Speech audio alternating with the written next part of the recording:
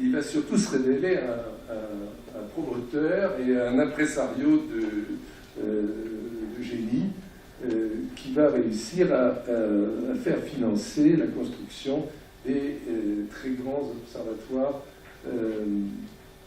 de Yerkes au nord de Chicago, je crois la plus grande lunette du monde, et aussi les grands télescopes californiens du mont Wilson et du mont Palomar.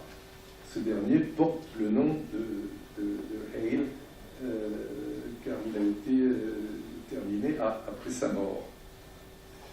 Un autre astronome amateur, aussi riche héritier, qui a travaillé bénévolement à l'observatoire de Leyde en Hollande, est un Danois, Hertzsprung,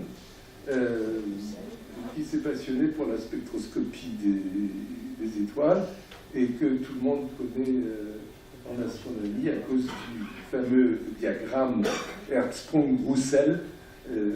Russell, lui, était un professeur d'astronomie à Princeton.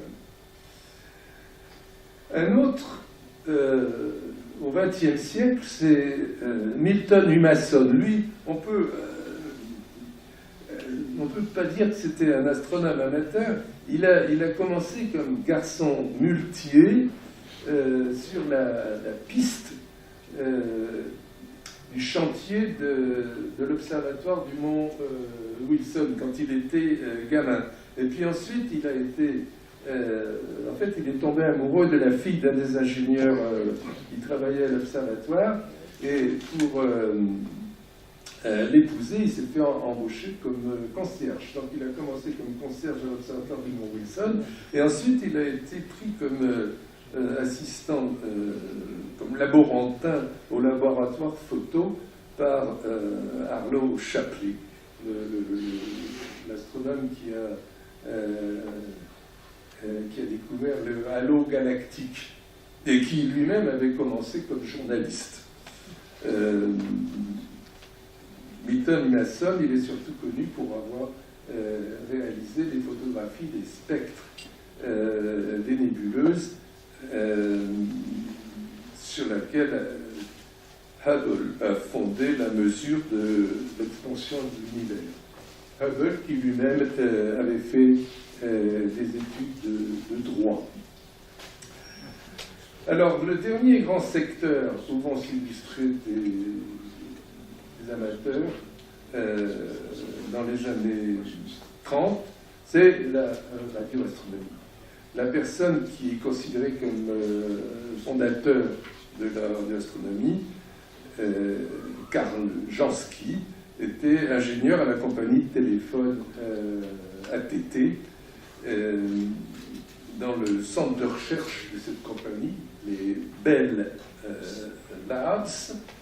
Et Jansky, en cherchant l'origine des parasites qui brouillaient les liaisons transatlantiques, découvre le bruit galactique à la longueur d'onde de 15 mètres.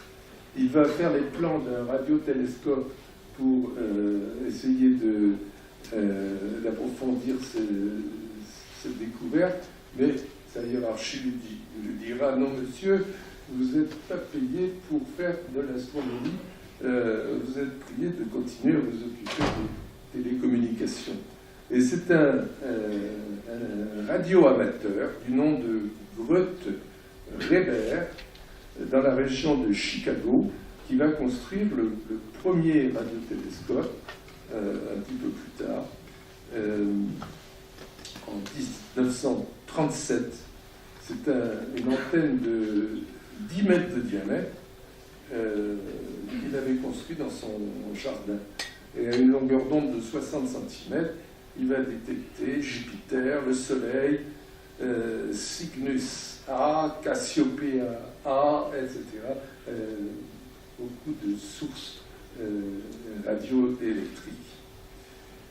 Je compléterai ça avec Arnaud Penzias et Bob Wilson, qui, comme Jansky, était ingénieur de recherche au Bell Labs.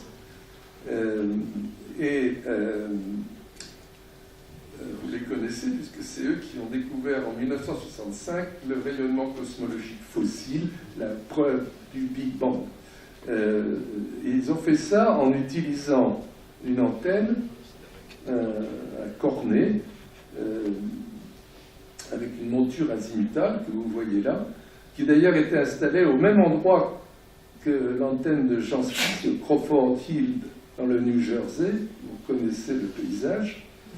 Et cette antenne était le prototype de l'antenne des deux antennes situées respectivement à Andover dans le Maine aux États-Unis et à Plumeur-Baudou dans les côtes du Nord, en Bretagne, avec lesquelles a été réalisée la première liaison de télévision transatlantique en 1962. Je connais bien cette histoire parce que moi j'ai travaillé à Plumeur-Baudou et j'ai demandé au directeur de la station de Plumeur-Baudou de pouvoir utiliser cette antenne qui était les plus performantes du monde pour des observations radio-astronomiques. Il m'a dit non, on a autre chose à faire ici, on n'est pas des astronomes. Plus tard, j'apprendrai que je n'étais pas le seul à avoir fait cette demande. Des radioastronomes de l'Observatoire de Paris, notamment James Lequeux, avaient fait la même demande en 1963 auprès d'Alain Le Bihan, qui était le directeur de la station de Plumeur-Baudou. Et puis Arnaud Penzias et Bob Wilson avaient fait la même demande à ATT, où on lui avait donné la même réponse. Non, pas question de faire des observations radioastronomiques avec ces antennes opérationnelles. Mais par contre, on leur avait dit, maintenant que ça marche avec les Français à Plumeur-Baudou, vous pouvez utiliser le prototype d'antenne qui est dans le New Jersey. Alors la première chose qu'ils ont faite quand